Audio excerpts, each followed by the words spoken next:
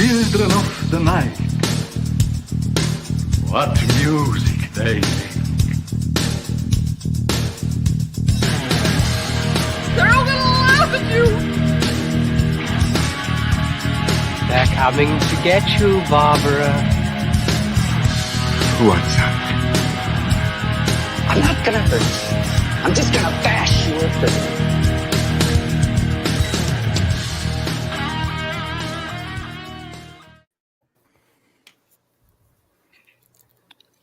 Jack, I thought you were starting the show. No, Jason's driving tonight. Me? There was utter silence. This is the first time. No, actually, ever. you said you I was were. like, wow, you guys got a really unique intro where you just all say nothing. That's great. Hunter, you said you were going to drive. Yeah, Hunter, I believe didn't you did say that you did say. Well, you know what? Essentially, I am driving because I was the first to speak. It's Tuesday night, and it's all right for fighting, and we're going to fight amongst ourselves. Welcome to Final Guys. Jesus Christ. By the way, you could tell I wish I was drunk. I started a new job today, so sober as a judge. We have a very special guest, by the way. This should have been an episode that we did back in December because we have with us the king of Christmas, Keith Cooper.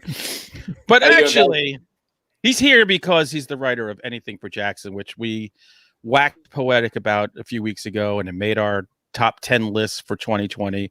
And Keith was strangely stalking us in the chat when we were talking about the movie.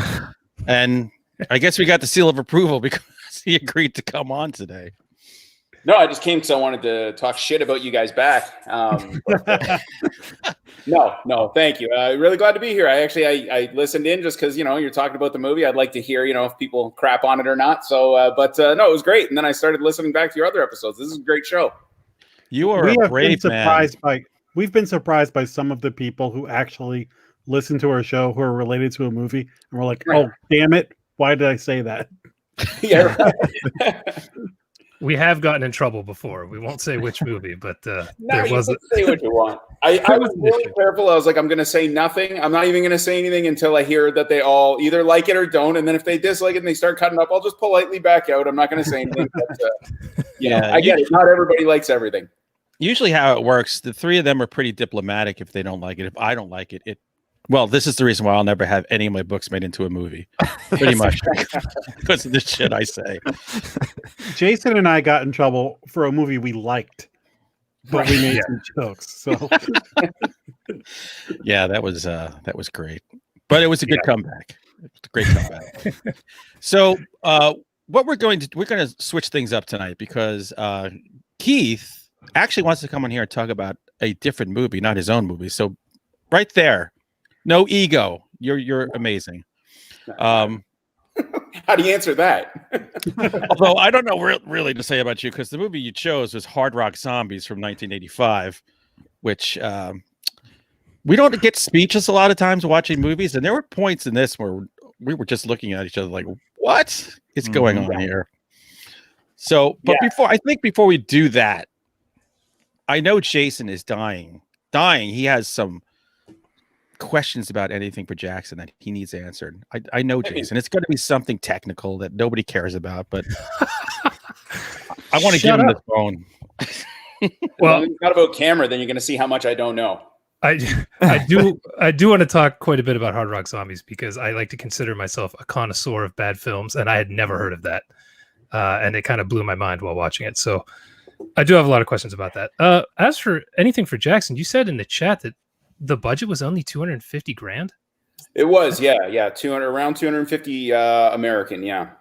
That is amazing. And I heard in another interview that you shot the whole thing in 15 days with a month prep. Yeah, 15 days, 250,000. So yeah, we had a great team behind us. The King of Christmas thing works really well for in Justin's favor because he's done so many of those. They're busy days, but they're not those 20-hour days that you hear of on lower budget movies or anything like that. Justin's extremely organized. And we were able to do it in 15 days. Where was that filmed? In my house that you see behind me. So yeah, you're in the house.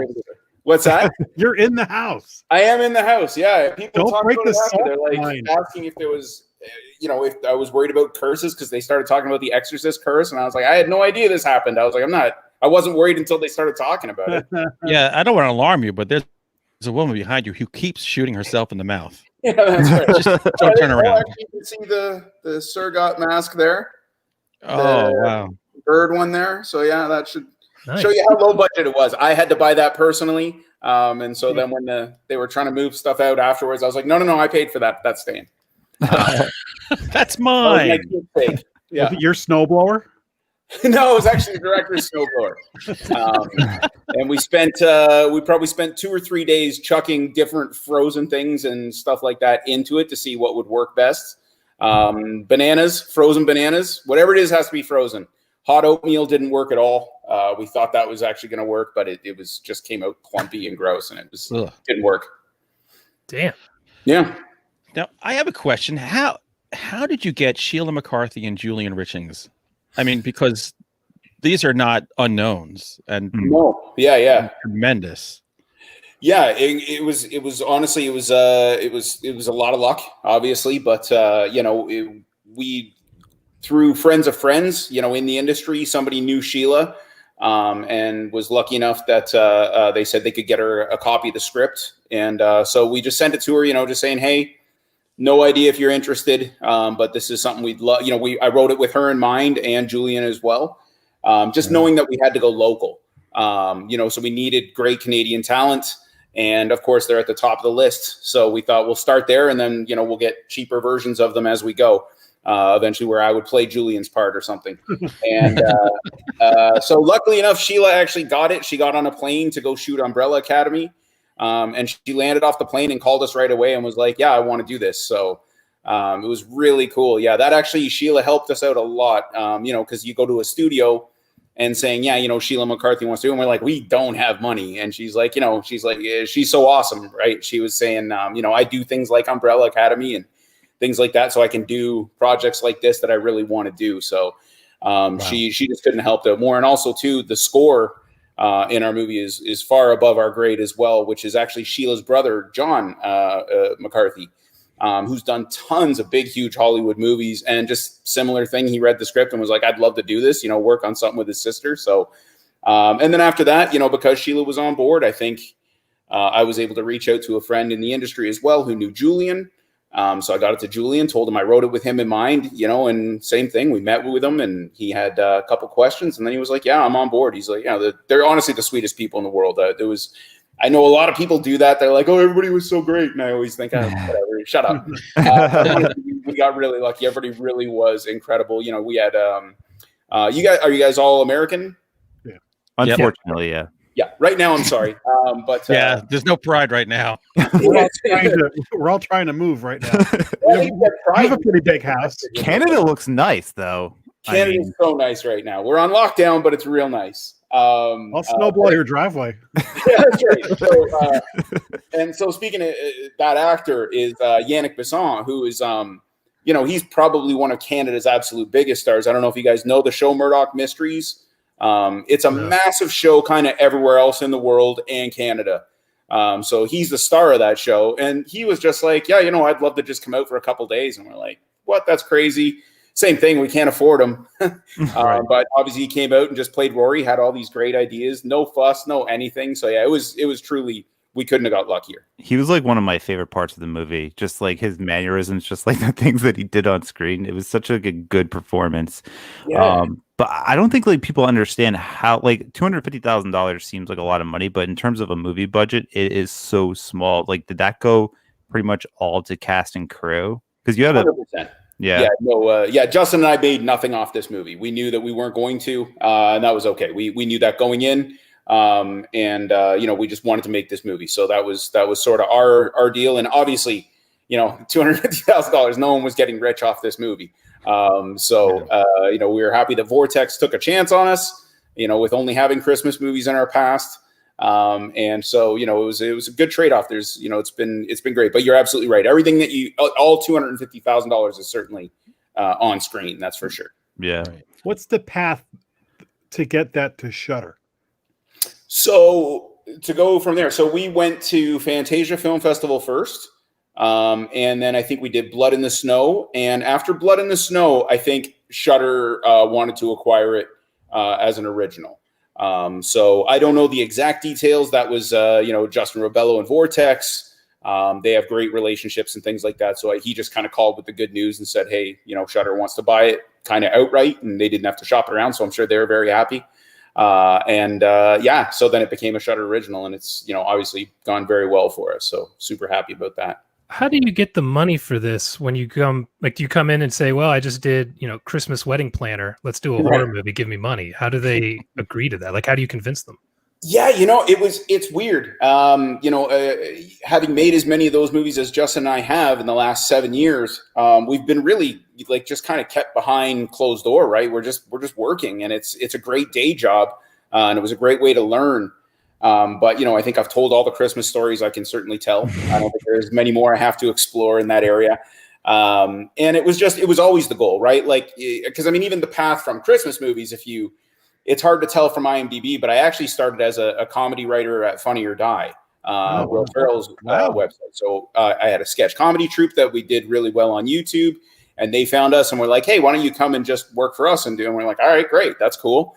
And then from there, I got asked to write a movie about a kid playing soccer, with a monkey. And I was like, all right, that's a weird path, but sure. I was like, why not? And then that little bastard bit me 11 times. I'm not even kidding, man. Don't work with monkeys. It was terrifying. Dude, remember Dick Miller, the actor who passed away a couple years ago? So he was on Gilbert Gottfried's podcast one time, and he was talking about a movie that he was working with a monkey. And he says this monkey would get very violent around him. Yeah. He says it was fine with everyone else when I came around. So he says the trainer pulls him aside and he says, look, when you get in the scene, if he starts to act up, bite the monkey. And Dick Miller was like, I'm not going to bite the goddamn monkey. He goes, no, I'm telling you, you're going to have to establish your dominance. You're going to have to bite the monkey. So it got to the point where Dick Miller actually bit the monkey because he just had enough. And he says from that point on, the monkey was completely docile around him. So I've actually toyed with getting a shirt that says bite the monkey. The greatest advice probably in Hollywood history. Out of context, though, probably not a good idea. I think about the only thing missing from anything for Jackson is a monkey. Yeah, that's right. Well, I didn't bite it. I was its bitch. I was walking around holding it in the pocket because that thing, it literally does this. Everything would be fine. The monkey's just doing his thing, and then he would just lock eyes with me and go. And I was like, oh shit, here he comes. And sure enough, he jumps at you and bites you all over. It was insanity. Anyway, so that was sort of the path. So I think the original question was, how do we get it made? Yeah, before him spanking his monkey story. Yeah, that's right. Hey, you guys spread the bite the monkey story. So we'd met with a couple people. We just sent out this script. We'd been trying to make a horror movie for ages, but the company that we were doing, they like Christmas movies, and they've carved out a really nice business for themselves. And obviously, they don't want to stray that path, and that makes perfect sense for them. But we decided to reach out. So we found Vortex. And honestly, I know it's not nobody ever has the same story twice, right? We walked in and we met with the one of the heads there, a great guy named Bill Marks, who's one of the producers on the movie. He's like, hey, I heard you guys have a horror movie you want to do. And we were like, yeah. And he's like, okay, what's it about? And we said, gave him the quick 5-minute pitch. And he was like, awesome. He's like, yeah, that sounds great. Can you guys start in 5 weeks? And we were like, yeah.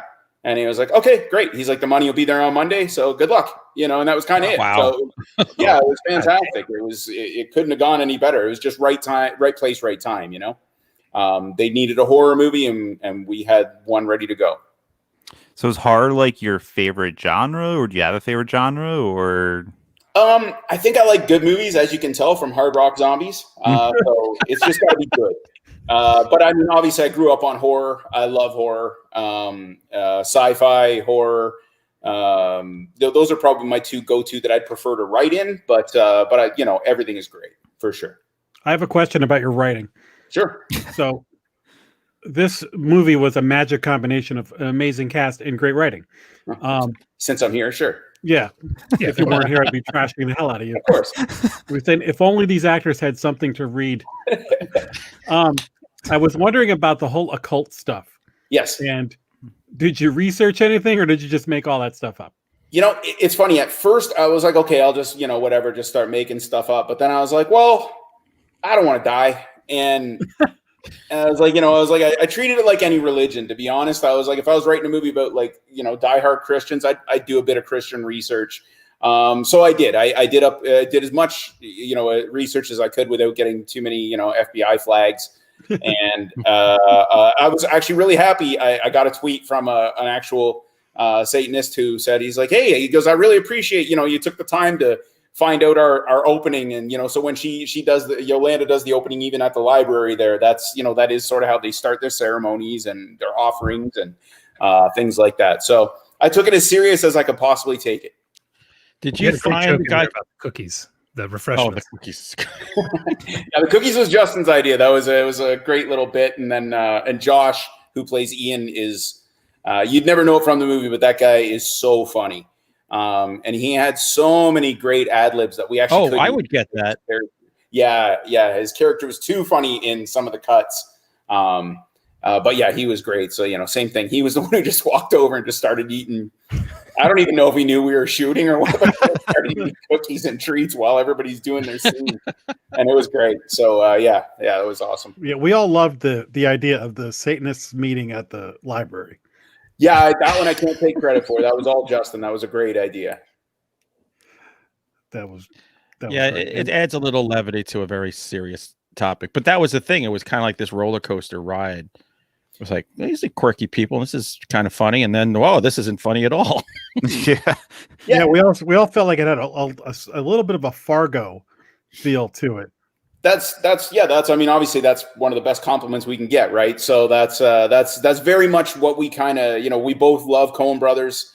And when you talk about the comedy, I would say that's probably what I was aiming for, is like, in the scene in Fargo, when she gets, she's got the hood on her and they've got her tied up and she's running around, she's like smacking into stuff, and Steve Buscemi just starts laughing his head off because it's so funny watching this lady just slam into stuff. But it's also real. Like that's what would happen, right? Like, so it was the same sort of thing. Like that's what I was going to, like if my grandma was trying to, figure out what DTF meant, then she's, it's going to be funny, right? Like it's going to, just as grounded as you can get it.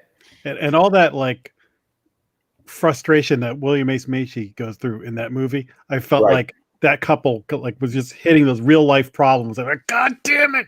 Yeah. Henry certainly is life sort of, and Julian, the same thing, right? He'd had a great idea right from the beginning, just lose control further and further as he goes along. How much, I don't know. I guess I'll just say spoilers so that everybody knows. Yeah, we should. Yeah. We should have said that before.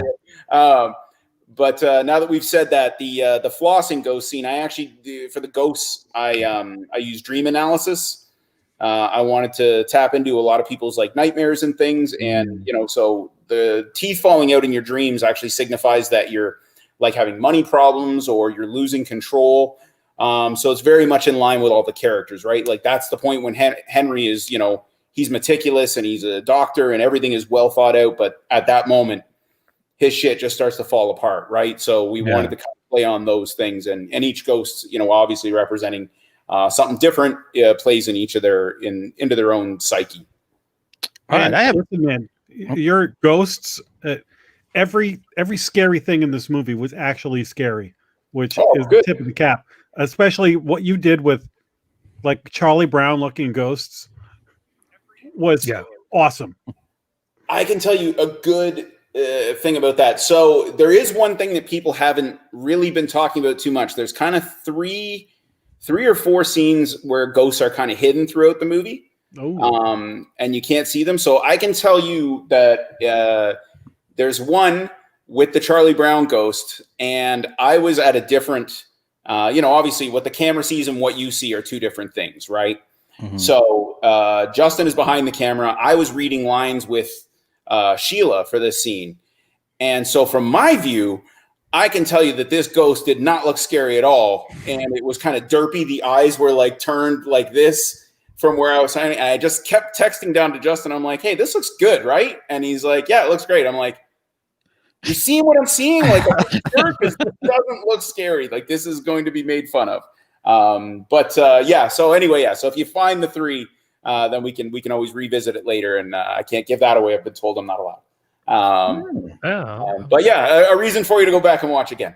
It was kind of like the Haunting of Hill House, where you watch the video on YouTube. You're like, my God, how did I miss all this? Right. Yeah. Just some subtle stuff that we just wanted to kind of throw in there. I've always liked that in, just like the idea that every scene, is still got it there, right? Even if it's not playing up in front and center, it's like, it's good, man. The house is messed up. Like, well, then at the end, when she finally gets free and has to navigate, I mean, 50 billion horror movies, nothing gets under my skin. And when she had to run that gamut, I was like, oh my God. Yeah, that was good. Good. I'm glad. Yeah, that one took a while in the edit actually to get that one right. It was hard to make it feel as super tight as it was. Actually, now that you mentioned that, Jack, that I wanted to ask, what the hell is the ghost doing to is it Ian? I can't remember his name. Oh yeah, he has like bent over, it's like back in the corner when she runs down the stairs. What the hell is he doing? Yeah, so that's the giggling ghost. And he's definitely humping Ian. I had it way more graphic. In mine, it was so much more graphic. And that was a great conversation that I was having with Josh. Like, hey, like, how cool are you with this giant man humping you? What do you think about that at the end? And he's like, okay, all right, but it ended up just kind of Justin wanted to go with more kind of like a dog humps your leg, like he's just, the giggling ghost is kind of just, it's that feral, crazy, like just whatever he can do, right? He's already ripped him apart at that point. So yeah, that one was one of the ghosts that actually changed quite a bit. The rest of them were all kind of as we talked about and as I wrote. But for that one, I pictured, big, huge, massive, like, 6'8", 6'9" guy. And we just couldn't find anybody in the time that any actors. And we got lucky. We got Calvin, who's great. And he did amazing. And we spent all of our VFX budget on this, the great shot when he actually runs up and grabs Ian. Most people now watch it, on their phones or tablets, so you can't really see. But our VFX artist did this really cool thing where he's got like just skin over his eyes in that scene. So if you get a chance to go back and watch, just to give Dustin some, credit for his amazing work. So yeah, it was a very cool sort of creature. Tell you the part that flipped me out was when you've got the little boy in the window and you just see him kind of what I need an explanation of that, because I feel like that's such like an important part of the movie that maybe doesn't hit like the first time you watch it. Like you don't really know what that means in terms of the whole story. Yeah, I'm so sorry. I hate to be the guy who says, I don't know what it's going to do it. Listen, if it's I love ambiguous endings and ambiguous. It's definitely ambiguous. I like that. So I'm cool with that if that's an answer. It definitely is. Yeah, I think Justin had something very specific in mind. When he did, even right down to the people he got to play the parts and things like that. So it was I think it's left open. It's still messed up. I think at the end of that's really all that I can say. That's at least the real answer. It's screwed up for sure. So did you get a kick out of us talking about our interpretations of the very end of the movie? I did. Yeah. I think you guys were pretty close. I think, and again, it's different. I've heard some crazy ones and some of them I'm like, fuck, I wish I thought of that. That's great. Yeah. That's what's great about the ambiguous ending, because you can take credit for all these things that people come up with after the fact. Yeah. And it's exactly. That's what I'm going to be doing now. I was like, yeah, she was definitely dead. And that was her spirit as she went. I was like, yeah, that's so much better. I was like, wow, that's cool. I was like, yeah, I've had people do that with books. I'm like, yeah, you meant this. I'm like, yeah. I did. Absolutely. Yeah. Or I just wanted to finish the damn book and just wrote whatever came to my mind. and yet another wonderful use of Pretzel Jack from Channel Zero. Jesus Christ. Troy is incredible. Yeah, he's it's funny. That was the day where, even people who weren't filming that day just came in to watch Troy do. I mean, I've explained it before. That's like getting to watch like Muhammad Ali, or there's no one else in the world that can do what he can do. So to be able to witness that firsthand is insane. And he's got to be the sweetest man in the whole world. He's like this soft, gentle, soft-spoken man. And he's just so amazing. And same thing that, just another with our budget, we put the bag over his head and everything like that for his backstory. But he was like, oh, he's like, would it be cool if I had like really bloodshot eyes? And I was like, oh, that would be cool. I was like, we can't afford it, but that would be awesome. And he's like, I have my contacts in my car. Give me a few minutes. And he like ran out and he grabbed like 2 different sets of contacts. And he's like, which one do you like? And we're like, either, dealer's choice, you know, like they both look amazing. So that's awesome. Yeah, we watched that, and my wife has a rare like muscle disorder, so her bones can do a lot of that stuff. And she goes, "Yeah, he's got that." Yeah. I'm like, baby, I said, if you can do all those, I'm sending you over to Hollywood and make some movies out of you. Let's get going. Yeah. Troy's in like all of Guillermo del Toro's movies now and everything. So yeah, set her up. Yeah, I mean, yeah, with that, it's so disturbing too, because I've seen her do stuff like, she's like, you can't do this. I'm like, not even if I was dead, I'd have to be vivisected to like make that part touch that part. Yeah, I'd have to be in pieces. And that's the way we all are. So it's freaky when you see people do that.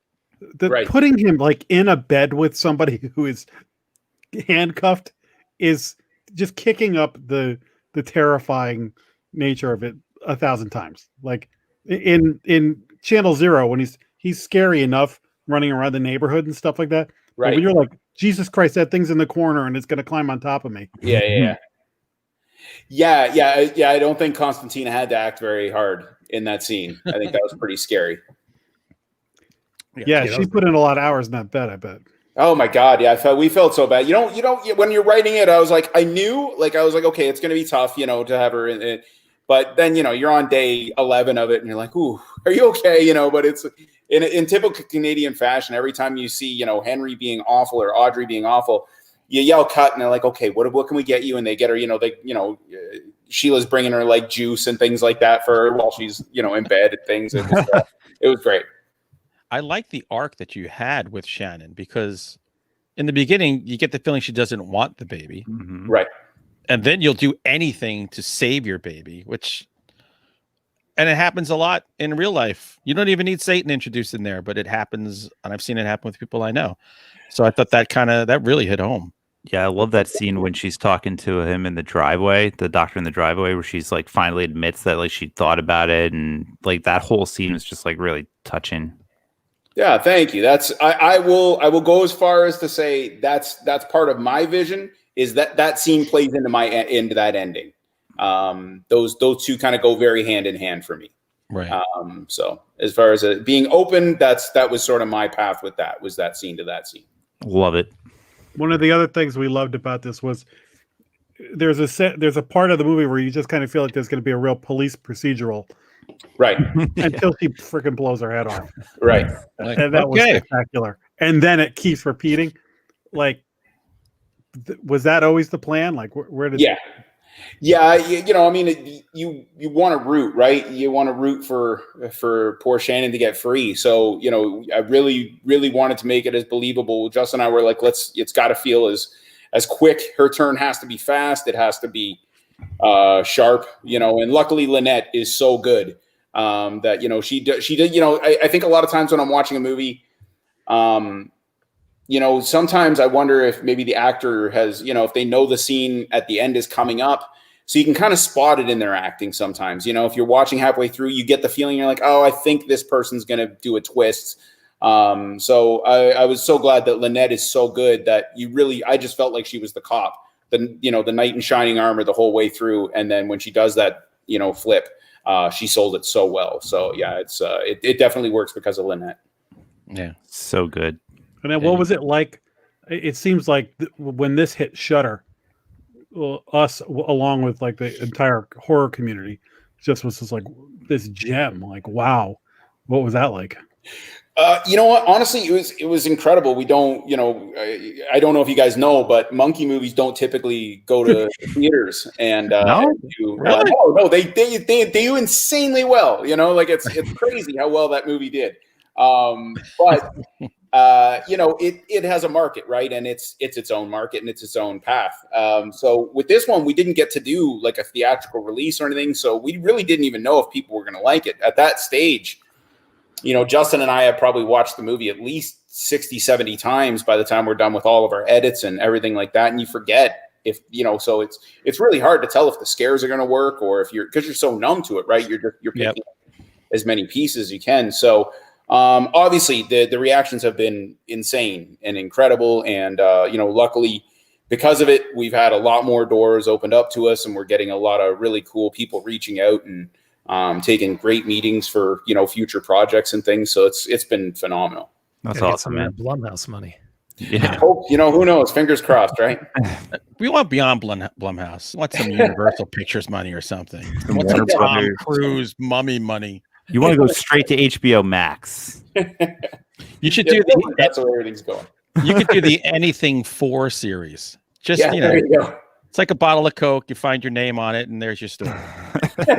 Everybody after like 3 movies is gonna be like, I think we get where this one's going, man. Yeah. That's the challenge. See? I got a question. Oh here yeah, from is the movie about abortion?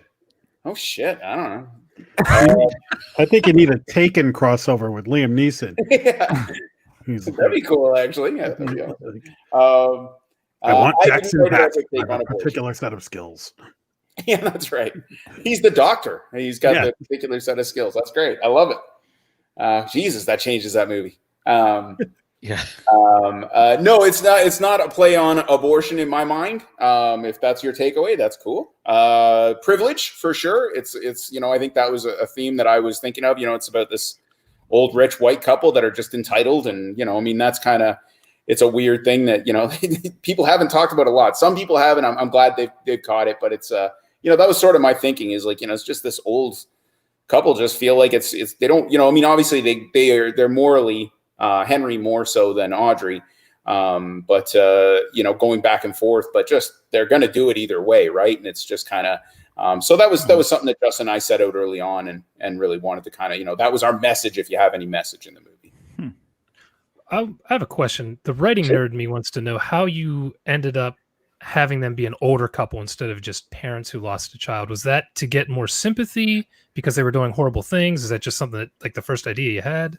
No, you know what? The first idea we had was probably a regular aged couple, and then I think just somewhere along the lines, the one thing that I think every writer should do is just, because I know when I first started writing, I would just be like, yeah, that's it. That's my idea. And I'm just going to go. And you just start going crazy with it. But you should, Justin is very good at, he wants to go really long and I want to go right now. So it's a good that we meet in the middle. So we ask each other a lot of like, well, what if, right? And so I think at one point I'd said, well, what if they were grandparents instead, right? Like, what if we tried that? It was something we hadn't seen very much of. I know we get compared to like Hereditary and I've even heard The Visit, the M. Night Shyamalan. I think it's just they both have older leads.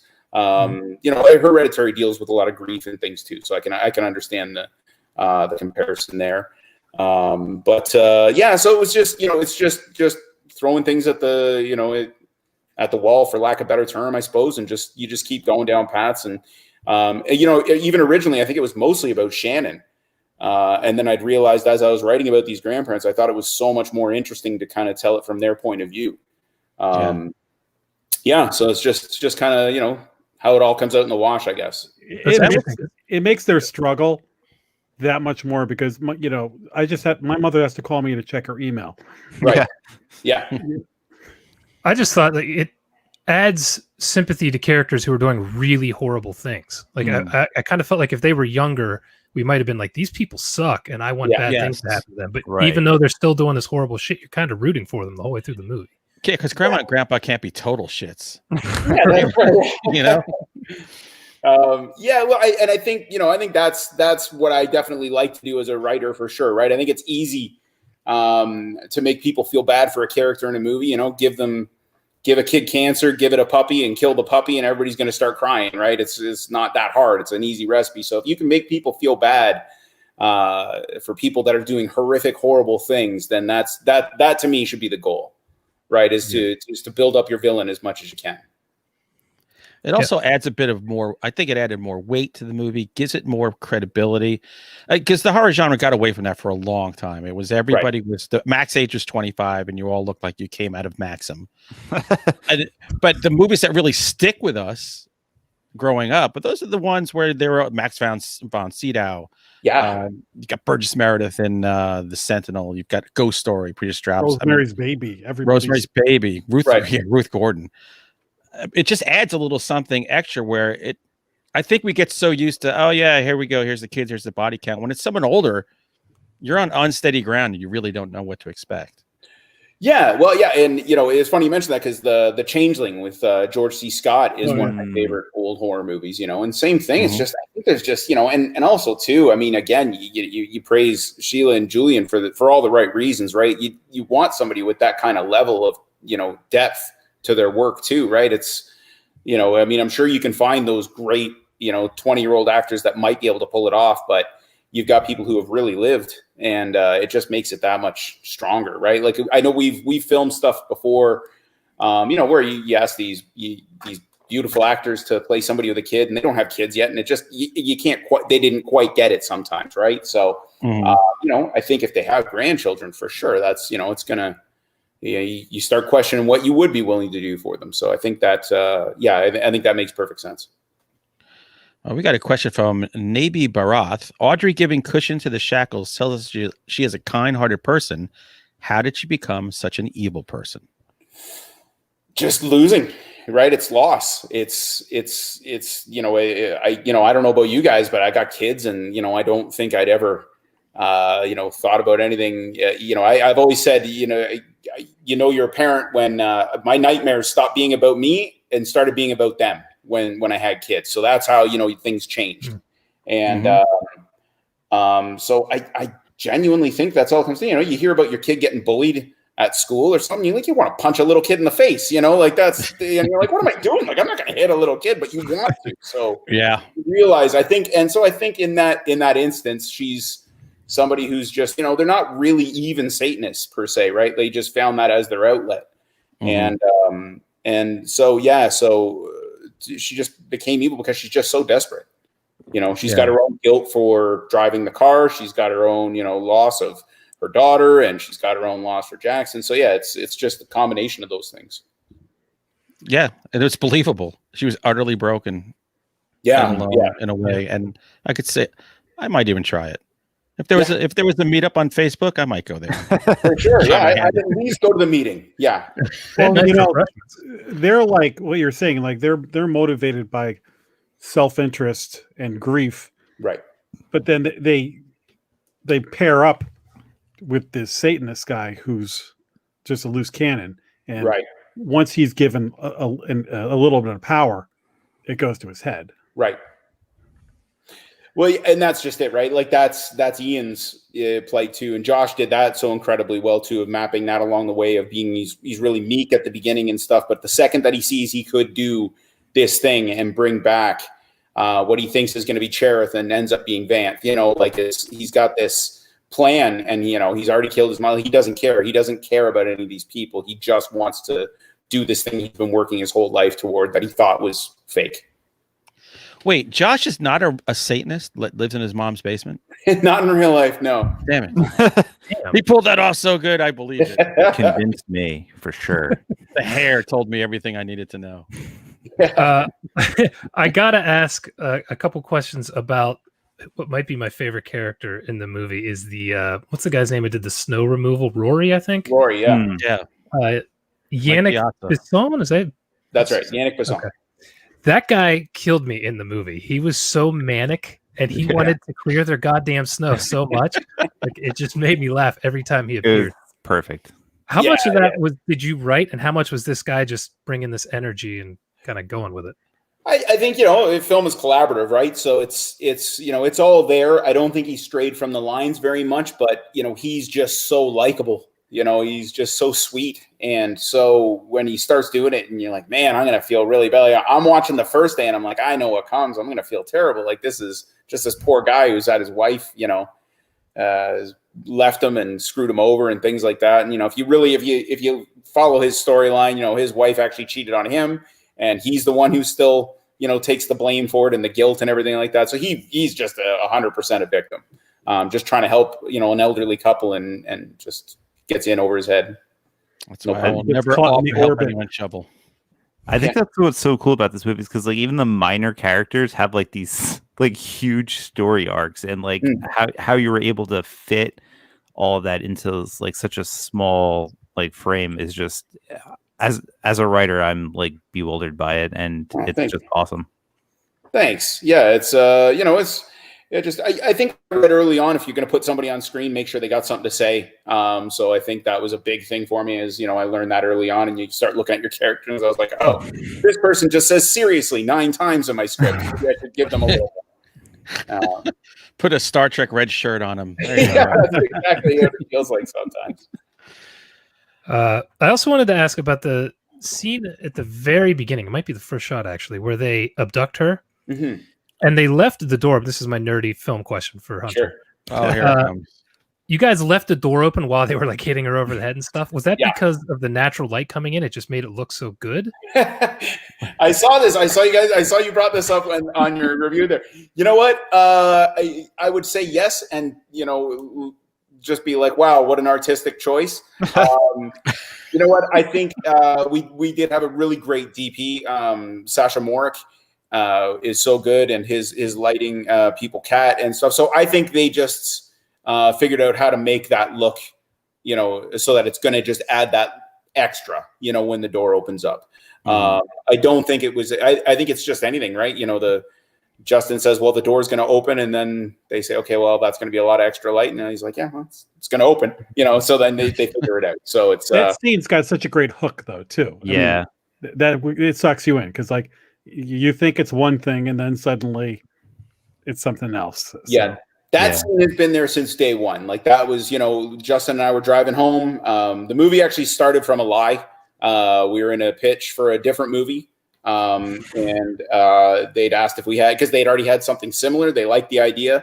And they said, I wish you guys had something supernatural. And I was like, oh, fine. Yeah, of course we do. I was like, I just didn't bring it because I didn't think you wanted it. So then we had like our hour drive home to try and come up with something. So we started, we got to Reverse Exorcism. And then, I've always been lucky that once I have an idea, I can usually see most of the movie. I at least have a rough idea how it's going to go. And the locked opening scene, I was like, this is how it starts. I was like, it's this, you know what I mean? And so that was always intended to be the opening shot. Yeah, you're lucky, man. That you had time. They didn't tell you, well, what's the other idea right now? See, I had that happen to me once, and I was like 7 gin and tonics in. And then I was just like, well, did you ever hear the Jersey Devil? And I just started blabbering, and when I was done, I got a text from my editor going, hey, we're doing that Jersey Devil book. I'm like, I can't remember what the fuck I just said at this dinner, but okay. Yeah, you got to get good at remembering your lies for sure. Were you going to ask something, Tim? I was just going to say that opening shot was it reminded me so much of like a Shyamalan movie because the way the camera just kind of sits there, and like in a lot of his movies, it's just like the camera's still and all this stuff is happening. Like it just reminded me, and you brought up Shyamalan comparison to The Visit before, so I just like when I saw that shot, I was like, oh man, this is so like Shyamalan-esque, and I love that shot. It's perfect. That was cool. Thank you. Yeah, it was. It worked out really well. It was. We had to fight for that one, obviously, right? Telling a studio that you're going to start your movie on just a really long shot. It's not the easiest sell. But luckily we stuck to our guns, and I think there was a suggestion at one point, well, maybe just shoot one extra, where we kind of move it around, and we just ran out of time. So, what are you going to do? We had it and had to move on. But, good choice. I joke, but Vortex was actually incredible. They left us alone the whole time. We didn't hear anything. They just kept looking at shots, and they were like, this looks great, guys, keep going. So we're like, all right, great. It was amazing. That's great. There's an elevator in your house? There is. Yeah. It's the slowest thing in the whole world. We don't really use it. I think the people who owned the house before us, unfortunately, had a daughter, I think, who was in a wheelchair. So they had it built in, and my kids use it for forts. Good for them. It was a great ending to that first scene because it was like, oh, they're abducting this woman. What's going on? And then I see they have an elevator. I'm like, look at these rich assholes with an elevator. They must be making Christmas movies or something. What a bunch of rich assholes. And then they're like, oh, our daughter was, and they're like, oh, all right. Yeah. Oh, I feel bad. Okay. It's usually how we feel whenever we say stupid stuff. Which is all the time. Yeah, it's nonstop. All right. So I think we need to get into this Hard Rock Zombies because Oh God, do we have to? look, I'm done. I'm finished talking about this mediocre movie from 2020. I want to get into something of real importance in horror history. So we're gonna take, I don't know, what is this break? 5 seconds? I'm gonna take a 15-second break. You're gonna take it. Oh yeah, we know where you're going. Yeah. All right, Beer 30. and we'll be right back, and we're gonna talk about 1985's Hard Rock Zombies, a special pick by Keith Cooper. Yes, sir. You like scary movies? Uh-huh. What's your favorite scary movie? I don't know. You have to have a favorite. What comes to mind? By the way, I'm wearing my leather MC from the 80s just for this. You I got asked my my daughter had this Rob Zombie wig. It was like half gray, half black, long black wig. So I said to her before the show, I'm like, "Where's the wig? I want to wear it tonight." And she's like, "It was full of mold." I'm like, "How'd you get mold on a wig?" Yeah, You don't ask that. Whatever. So Jack normally describes the movies for us that, you know, our main feature. But Keith, since you brought this to our doorstep, kind of like when somebody puts a bag of dog shit, lights it on fire, and rings your bell. Yeah. I think that you should be the one to give us kind of a quick rundown on happily. Hard Rock Zombies. Happily. First of all, I'm going to start this by saying I have had a laundry list of great movies that I still haven't watched. I've never seen Schindler's List. I haven't seen Whiplash. I know they're both incredible. I've heard nothing but incredible things from both people, but I have seen Hard Rock Zombies at least 15 times. Wow. And yeah, this is one I watch a lot. This is my friends that I worked with at Funny or Die. These are the kind of movies that we watch together. I will start by saying I know how hard making movies is at any level. So I just try to enjoy everything for what it is. And this movie, for me, movies are all about pacing. And if you get your pacing right, I'll probably be able to enjoy it. And this movie just keeps elevating every few seconds. So I will say the easiest answer for this movie is it's about a hardcore rock band, glam rock band, I guess, who are doing a show, and they pick up a hitchhiker, right? Is that the girl? Oh yeah, Invites them back to her house, and it just gets crazier and crazier. And the lead singer is clearly a pedophile. Sorry, go ahead, guys. Yeah, when you say hard rock, I would compare them maybe to Glass Tiger or Survivor. From my hometown, Glass Tiger. There you go. Wow. Get out of here. No, yeah. Hey, I liked them back in the day. I used to play them on the radio all the time. They were awesome. That's so awesome. There you Yeah, go. it's funny you mentioned pacing with this movie too. Before we all jump into it, I want to ask: do you own a copy of it? How did you? I do. Watch it? Yeah.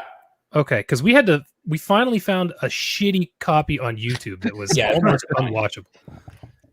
You know, Yeah, each frame was about 4 pixels, so it was like, what are we seeing? That scene when they're at that little pond and like they're skinny dipping, we're going, is she naked? We can't tell. It was so bad. Funny enough about this movie, that's actually what the whole movie was supposed to be. It was just going to be this 20-minute kind of music video at the pond where they're doing the murder thing and all that. That makes no sense. It doesn't tie into this movie at all.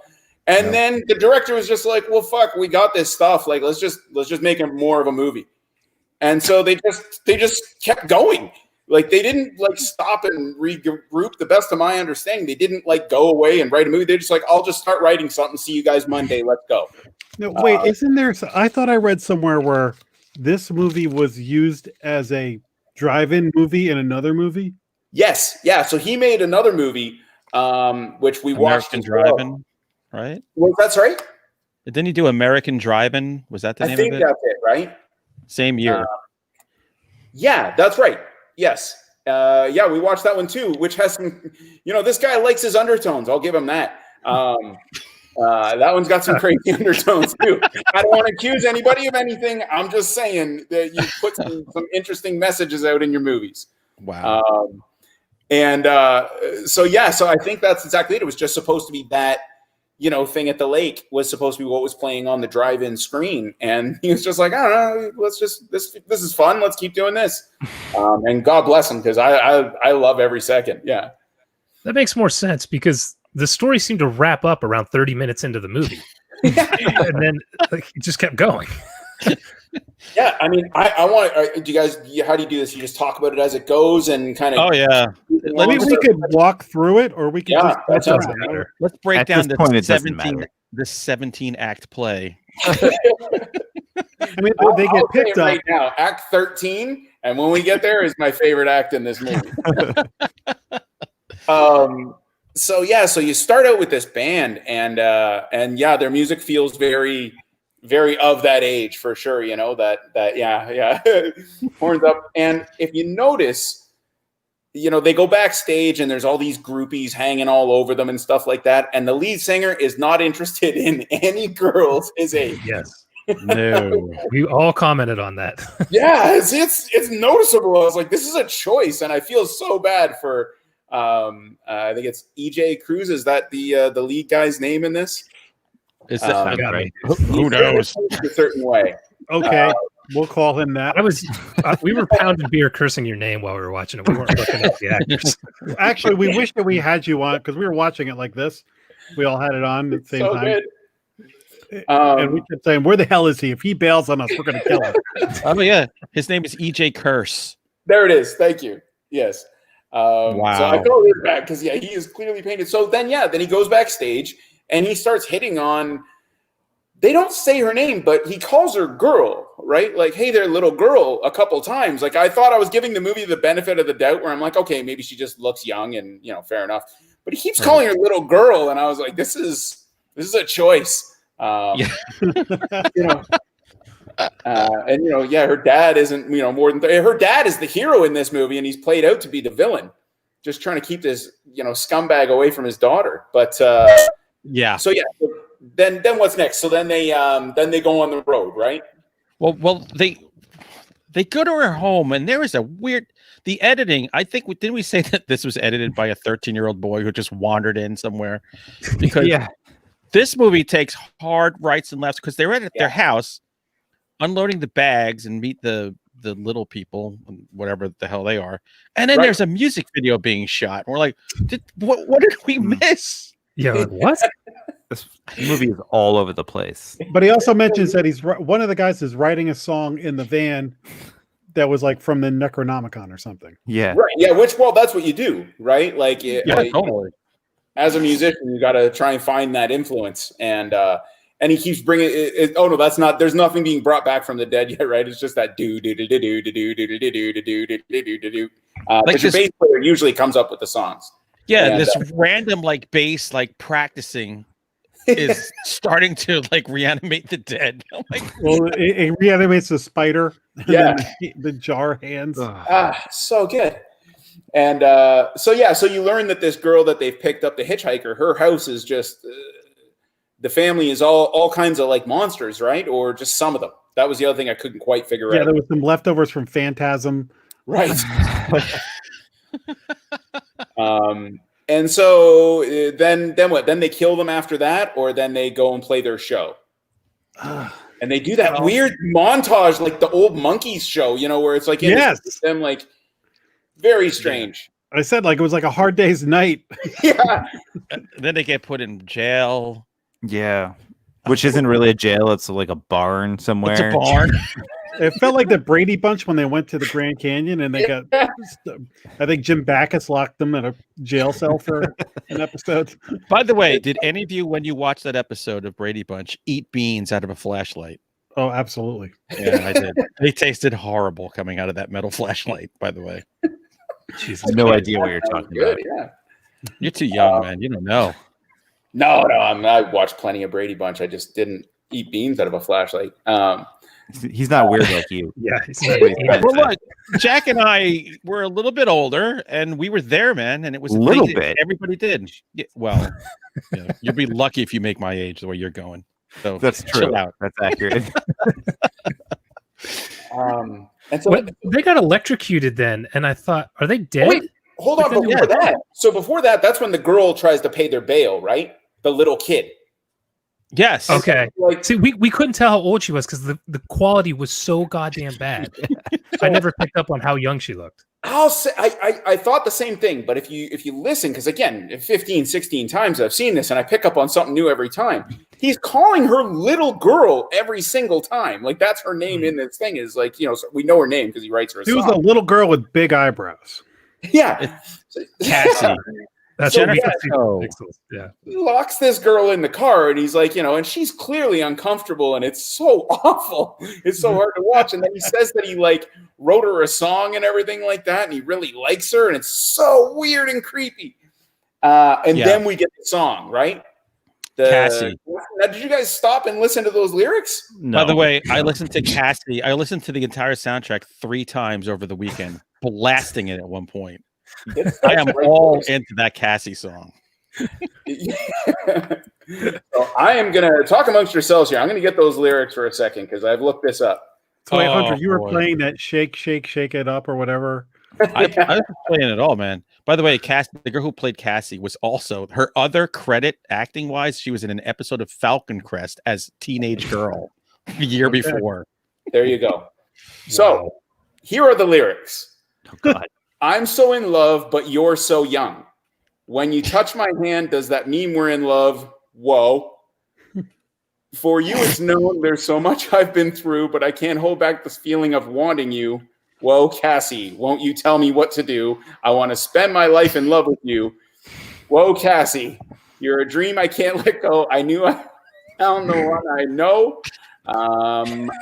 This time it's from my heart. I pledge devotion from the start. There's a lot of whoa. Say, till death do us part. Won't you tell me what to do? I want to spend my life with you. That he just repeats these a few times.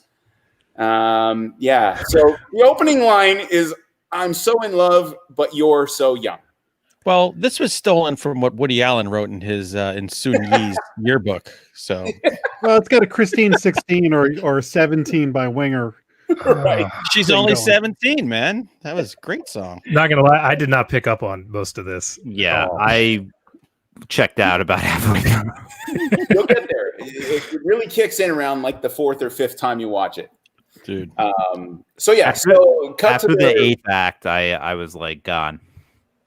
Yeah. So that's before they get electrocuted, right? That is before they get electrocuted. Yes. So and then some of them get electrocuted, and other ones get murdered. Pedophile, yeah. Some get electrocuted, and other guys get murdered. Like one guy gets the psycho in the shower. They all get electrocuted, but it's fine. It's just minor because they kind of dust off. They're like, they brush it off. They brush it off because then like one guy gets it with the weed whacker, one guy gets it with in the shower. I can't remember how everybody else dies. The one, well, then you get the craziest one where Grandma just turns into a werewolf. Yeah, what is that, dude? What the hell? Grandma, by the way, was probably 30 years old in real life. Grandma was secretly the hottest one in the whole movie. Yeah, even with the pixels, she was the hottest. You can tell that it was the other line. When they all got electrocuted, I think there was a line that was like, "We need to fix this before somebody gets hurt." I'm like, you all just got seriously hurt. You all died. You're smoking and unconscious. So we've always said that there's like a recipe for these great, if you want to call them bad, what makes a good, it's got to be passion plus zero budget plus way too ambitious. And then there's just different levels. Obviously, if you just add a werewolf into the mix in a non-werewolf movie, that's going to bring you up to the next level. And a Hitler. Oh, what we're talking about right now is the normal stuff. We haven't even gotten to the crazy stuff. That's nuts. Dude, that midpoint is outrageous. That's what I'm saying. Reaction. Grandpa having sex with grandma and letting the dwarves watch. Yeah. Oh, and like then there's a puppet. There's just a puppet who's a part of the family. You know? That's really weird. Like to just say that puppet is going to play a real person in this movie. You guys don't have puppets as part of your family? That's not a thing that you guys do in Canada? That's not like a... There were puppets all over anything for Jackson. You just have to look. Yeah, you gotta look. Yeah, I'm not allowed to have puppets that you guys aren't fighting. But You're doing a reverse puppet show. Puppets with their hands up our asses.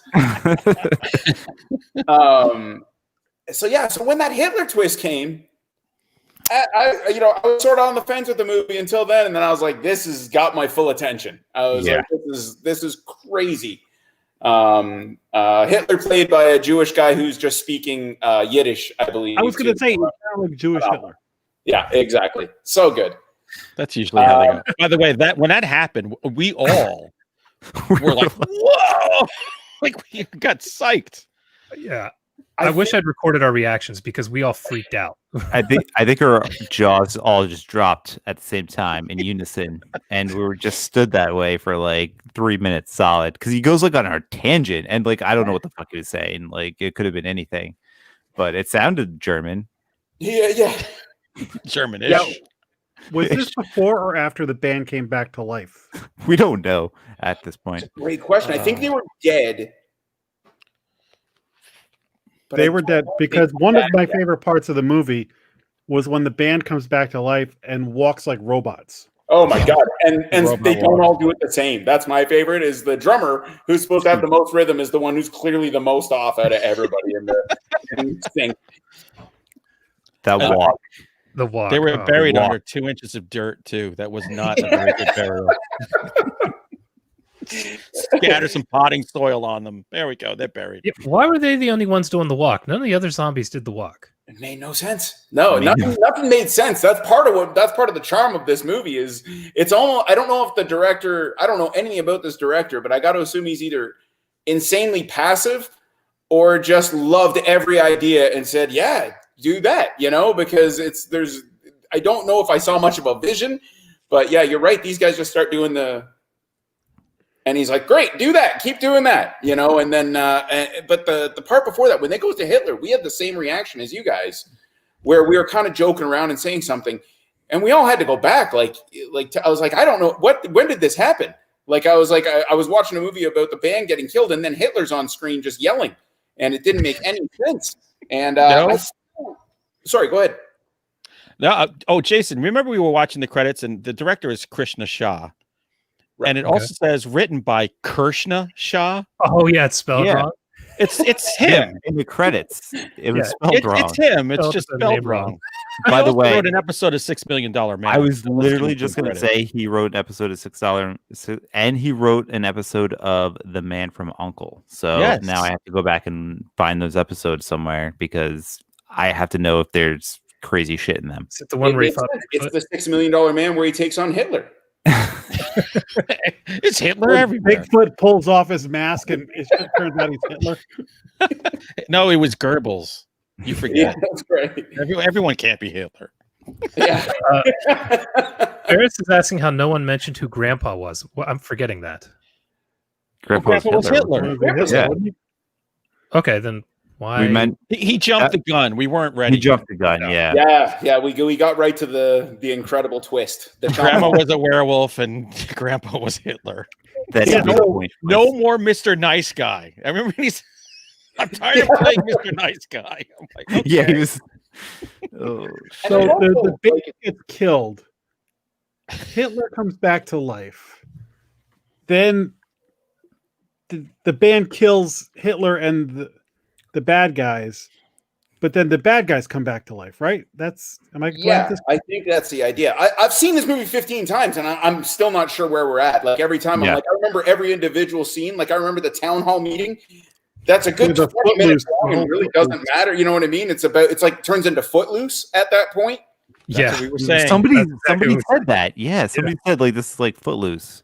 The thing for you youngins, the thing about 1985 was there were definitely like church meetings and stuff talking about satanic cults and backward masking, and I went to a thing about backward masking at a church, and the guy was like, did a whole presentation, and there was some crazy person came in and made a ruckus in the middle of it. It kind of unnerved everybody, and then months later, somebody came out with a tape recording. They said, "Hey, remember that guy that did that presentation? There's another, like one of his presentations was tape recorded." the same exact thing happened in the other presentation. It was staged. Get out of here. Awesome. That's so funny. It doesn't sound as funny though as the band, the zombie band, going back on tour after they they just get in their bus and they just start driving as zombies, rocking it. And I love it because when they're performing, the little girl is obviously in distress in the theater, and lead singer dude as zombie really doesn't give much of a crap about her. Just keeps playing while she's running around. Oh, that scene! This is a fever dream. When him and her have kind of, I don't know if they've actually reunited, where they're wearing the white and he's kind of like the neckerchief, puffy shirt or whatever. What is going on there? Yeah, it makes no sense. It's the same. Everything is just like, it's just ideas. It's almost like he was just having ideas and was like, somebody go get a white dress and a white suit. I want to shoot this idea. And and he just picks her up with ease because she's a child and he's an adult. And it's so wrong on so many levels. It becomes, after a while, I'm thinking this is like a long 80s music video. Yeah. With just random shit in between the there's a woman just dancing in the street at one point. Like, oh my God. Oh, yeah. Yeah, it's just like the same one, right? Like she's the same one that she's the hitchhiker from the beginning. Right. She's the bad girl. And then then they all turn into zombies because they all get bit, or the band comes back to kill them and gets the weed whacker guy and everything like that. And then the one guy just starts eating himself, the puppet. Yes. The puppet. Keep intercutting. That's the running gag. Yes, thank you, Ferris. What? Yeah. I was like, what is going on here? I get confused here because there's a point where the band goes to like a auditorium or something, right, and play forever, and they keep coming back to it. They're still playing, and there's like typical like, hey, you got to hear this band. It's the most amazing thing. The whatever agent guy, and that just they just keep milking that back and forth until that guy like dies and becomes a zombie. Right. Yes. How does he become a zombie? I don't remember. Yeah, it's really weird. Like, first of all, I was under the assumption that the band had already made it, right? Like, they're on tour. So I don't know who this guy is that's going to sign them, or maybe they're not under they really just kind of glossed over it. Fine, that's not the main part of the movie. I'll cut them a break on that. But yeah, then he's like playing in. He's like, yeah, I love this. It's like Kiss, with you guys are zombies and we're going to, and he's making millions of phone calls, but it's all corded phones that they've brought out to him. Oh, that's right. It's just, it was great. I loved every second of it. Yeah. It was 1985, so the director had clearly just seen Back to the Future with the, hey, listen to this. Yeah. Oh, my God. I absolutely love the talent scout guy. I thought that I did that for a brief period of time, worked for a record company, and they would send you to CBGB every now and then, and you just go watch 6 bands. You'd be like, well, they all sucked. But I'll never forget, I came back one day, I said, I saw this great band. You should hire them. So the guy was all excited. He was, oh, my God, what's their name? I said, Barney Rubble and the Cunt Stubble. And he's like, what? I said, yeah, some of them dressed up like chickens. The drummer was dressed like a dildo, but they were awesome. He's like, I can't sign a band like that. He's like, Barney Rubble's a trademark name. I can't use that. Let's go with Cunt Stubble. Oh, my God. So I can sympathize with that, getting to sit through terrible bands. Although this band, I would have been psyched for in the 80s. So somewhere in there, while the band is doing this, they keep going back, and the parent group suddenly like comes back into play. And then I think they're getting attacked, and one of them has this thing where they're like, zombies hate heads like Satan hates the church. That is awesome. That's my favorite line of the whole movie. That's right. It's the anti-brain zombies. So that's how crazy this movie is first of all, Hitler's not forefront, and second of all, then you have that guy who's like the old Hebrew, like he couldn't have been playing up that stair. He was like a cartoon, and he's the town authority now on zombies. And yeah, they're going to wear giant heads. Is that the idea? Yeah. Yeah, that was the idea. Is that a lore that I don't know about? No, but the best part was it doesn't work at all. Actually, I'll be honest. I kind of like that because they invested so heavily into that idea. Like he gets the whole town on board, and then they just walk out and get slaughtered. Is actually awesome. Like if that was if this was a different movie, I think I would really appreciate that much effort into the wrong idea. They were trapped in a place like this. There's some shitty attic or basement. Right. Where do you find all those heads? I only have one head up here big enough. I got a full-size Samantha Fox poster here from the 80s. That head I could cut out maybe, but there's no other heads here. There's a lot of shit up here. All of you guys are writers, but none of you have ever written a line like zombies hate heads like Satan hates the church. It's true. That was actually a line that Henry said, but then I found out that I'd actually just plagiarized it because it was in the back of my head. So I assume there must have been so much coke being done to come up with some of this shit. Like it's like fever dream nonsense. I kept wondering if that band was actually thinking that this was going to be their big break. Right. And that Martha Quinn was going to be calling them up for MTV appearances. Yeah, that's a good question. The band in the movie the band that played the music? Great question. Yeah, I'm not sure. Wow. I know the lead singer. We were doing a podcast a while ago, and he was going to come on and talk about this movie because we loved it so much. And I think, he probably just, who knows? It just didn't work out, whether he was like, I don't want to talk about it or, but I know he's a musician and that's what he's done for however long. So I'm sure they got a band and just said, screw it, let's try. But I just wonder, like, did nobody stop like on set and just point any of this out? Like not even the Hitler stuff, fine. Like that's just crazy and wacky. But, like you'd think somebody would be like the guy who wrote this, like, do you have these buried secrets? Like, it's like if you go back and watch Leonard Six, the Bill Cosby movie, you're like, you can pick up on some stuff. He's like, that's like his confessional tape. It ain't pudding. That's right. But yeah, like I find this movie fascinating on every level. Like it's amazing. I can't recommend this movie highly enough. It's a stinking turd of a movie, but it's so compelling and fascinating. I think it's now top Greasy Strangler as the weirdest thing we've ever watched. Because Greasy Strangler has a little bit more coherence. Right. Yeah, they're two different things. Yeah, Greasy Strangler is more art for sure. I'll say that. I think there's a definite vision to Greasy Strangler. I'm just surprised I never came across this in a video store or anything. Yeah, never heard of it ever.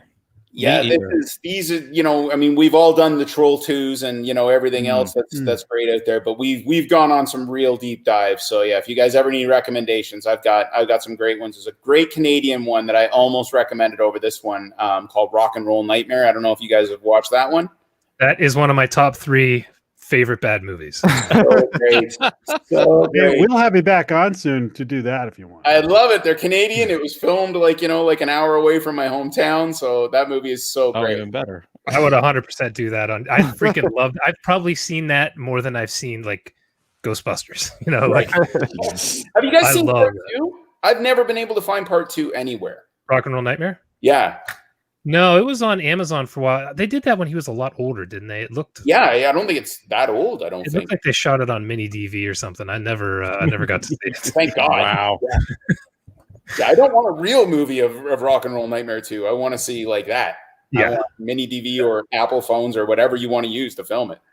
Yeah, Rock and Roll Nightmare is just an absolute gem of a film. I'm a little surprised like Vinegar Syndrome or someone hasn't put out Hard Rock Zombies. It feels like that would be right up their alley. The best thing they put out. Really. Demon Wind is much better. No. Demon Wind is pretty awesome. So, okay, about that. Wait a minute. I don't think I know this one. What's that one? You've never seen Demon Wind? I have not. Oh, Jesus. Get on that. That's going on my list. Get yourself some Demon Wind. All right. Yeah, that's out in glorious Blu-ray too, so you can see just how bad it is. Yeah. There you go. I'll leave you with one more before we let you go here. Have you seen The Howling 7? Jesus Christ. I know I've seen all of them at some point. Which one is 7? That's the one without a werewolf in it. It takes place in a small western town in California. Yes. Yeah, I do remember that one. It's great. The worst movie I've ever seen. It's so not entertaining. Sees more bad movies than anybody in history. Yeah, That's great. That's Bad combined Hard for the Rock barrel. movies. Hey, quick question about Funny or Die. Mm. I have spent days on that site. You know, I get sucked in. Like Bat Fight, I think I have watched 1,000 times. Anything on there that you'd be like, oh, that was me. Like, It's hard to say. Like a lot of it was mostly just our stuff. Like my sketch comedy troupe was doing our thing. So, you know, there was, I think some of our bigger ones were You've Got Musicians. Admittedly, a lot of these kind of, you know, comedy changes over time. So we've collectively taken stuff down. that's pretty cool though. You got involved with that. What's that? Yeah, it was great. It was awesome. It was so much fun. They were really cool. And it was so casual. You know, like I say, I really did just get an email out of the blue from somebody who just worked at Funny or Die and was like, hey, you guys are doing these things. You should just do them for us instead. And we were like, all right, that sounds awesome. Great. Oh, that's awesome. Yeah. And I never got to, I didn't get to meet Will Ferrell, but Adam McKay was really cool. I talked to him. He gave me a bunch of great advice. So that was amazing. Oh, that's awesome. Yeah. Super cool. So I don't know if you can tell the world what's going on now. What's the next? Yeah, one? what you got coming out for us to watch? I cannot say, but I can definitely say there's lots more. We've been getting a lot of really great. You know, I mean, the good thing about making all these Christmas movies is I've got a great back catalog of stuff that we were ready to go with before. So. I'm just grateful that we're able to meet these, you know, kind of bigger studios and people that, you know, just like Jackson and want to see more of that. So it's been incredible. So there's definitely lots more coming.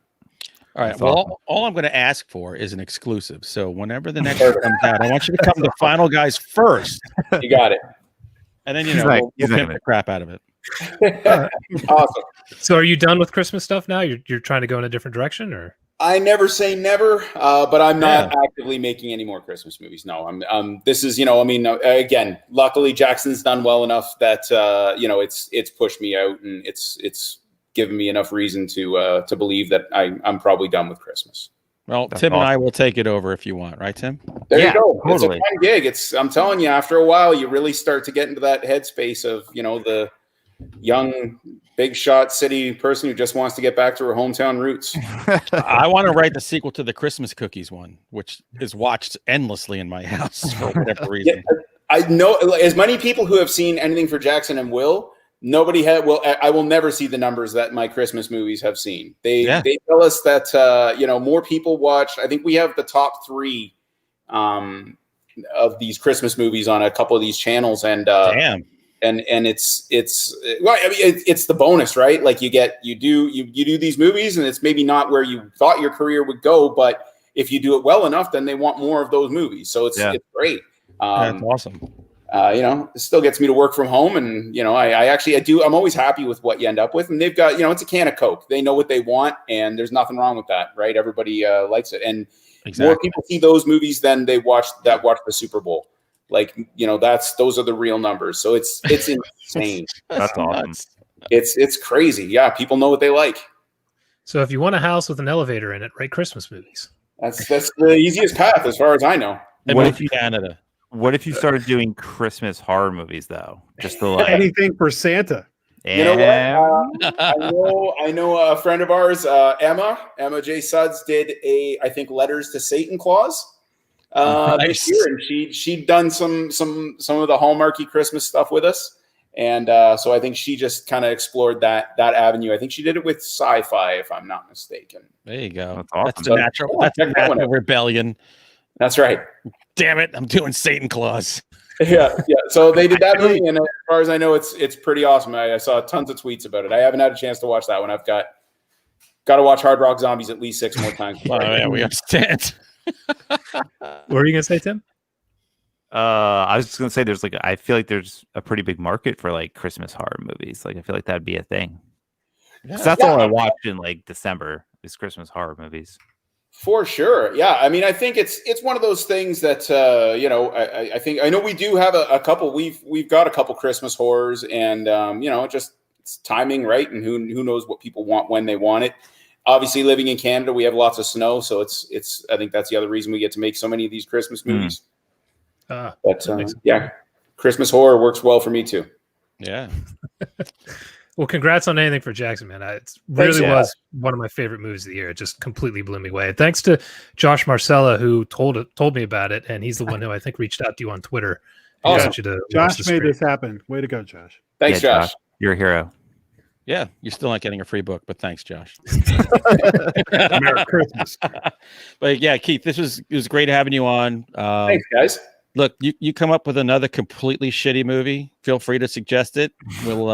We're doing Rock and Roll Nightmare. Rock and Roll Nightmare and Demon Wind are on the table. Let's do it. Oof, we should double feature. There we go. Oh, God. No, why don't we spread this out quarterly? Drinking game. Every time you want to bail out of the movie, take a drink. That's right. Hammered in no time. So we don't know what we're doing next week. We haven't discussed it, so it's going to be a surprise. But we'll put it on social media, whatever. We'll figure it out. Keith, thanks again for coming on. Thanks for anything for Jackson, helping make our quarantine at the end of the year a little bit more palatable.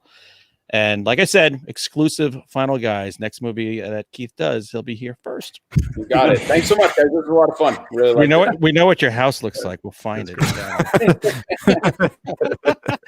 All right, thanks everybody, and see you next Tuesday. Bye. Take care.